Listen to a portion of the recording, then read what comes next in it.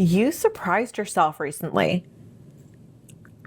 You realized that there was a certain strength hiding within you, and you have just been awakened to that strength. And this came after a tower moment, that you thought was going to destroy you. But it didn't destroy you, not the real you. It destroyed pieces of you that needed to be released, pieces of you that were created as a mask by the world, by your upbringing, by society, by societal pressure and conditioning.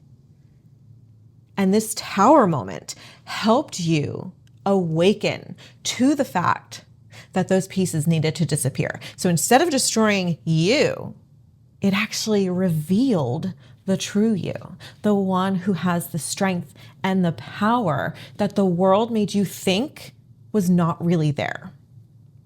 So when this tower fell, you kind of expected, 111 on the timer, you kind of expected to fall with it. But instead, you celebrated. You celebrated something major collapsing in your life because you know this is giving you the fresh start, the reinvented life. You know this is giving you a chance to be who you were always meant to be. I'm going to pull a few more cards. Oh, I forgot I had split the deck to the Seven of Fire. You aren't just digging deep into your shadows. You are commanding your shadows.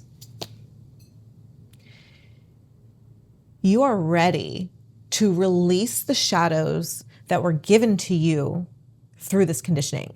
And you are ready to integrate the parts of yourself, the shadows that have been hidden. So shadows are two different things. Shadows can be what the wounds the world put on you. And it can also be the parts of yourself that the world forced you to hide. We need to release the wounds and embrace the pieces of ourselves that the world taught us to hide.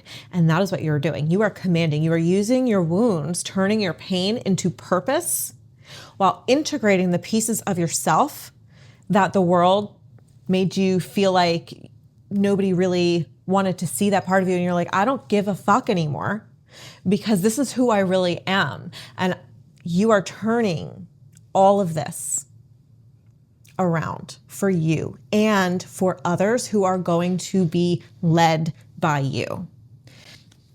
The Lovers. So for some of you, finally finding yourself is going to allow your heart to open to true love. Right now, you are resistant to that message. You're like, I don't want to see that card. Don't show me that card because that's not where I am. And that's okay. That is where you should be right now, is I don't want to know about this because you have the shadows. Okay, this is how I split the deck. So you have the shadows that you need to work on. So you're not worried about this right now, but that is exactly why, as you follow the path, because you are decentering relationships and decentering men, decentering the masculine, I should say, and take that as it resonates, because this isn't coming through as gender specific. This is about feminine energy versus masculine energy. So that's where you should be, is decentering. And that's what this feeling, this resistance is coming from, because you aren't meant to focus on this right now. But what you need to know is when you do that, when you choose yourself, when you follow the path of commanding your shadows the way you are, that is when your true person, the only one who's really meant for you, the one whose spirit has been with you your entire life, you're just meant for each other in a healthy way, in an aligned way. Like your souls are aligned to be together because your purpose is aligned, your desires are aligned. It just comes in naturally and easily. That's what you eventually have to look forward to here because you are following this path. So let's keep going. and my eye keeps itching here. So that might be a confirmation for you. Like you have some sort of eye twitch, or maybe as you're reading this, you're getting an itchy eye, but I keep getting like a hair here. Hearts are also significant, the color red. Bees, candles. Okay. I'm being called to remind you that as you're doing the shadow work, don't let go of the rest of the energy work. Okay, you don't need to drop the crystals and the candles and the sage and the meditations and the affirmations when you start the shadow work. In fact, you should hold tightly to them because they will help you find peace. Find 555 on the timer, twin flame number. Okay.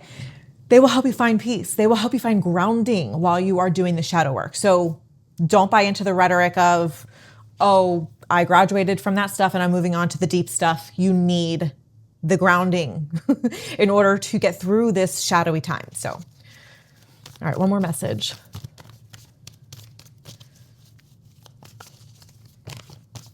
Whew. What I was saying, you need the grounding.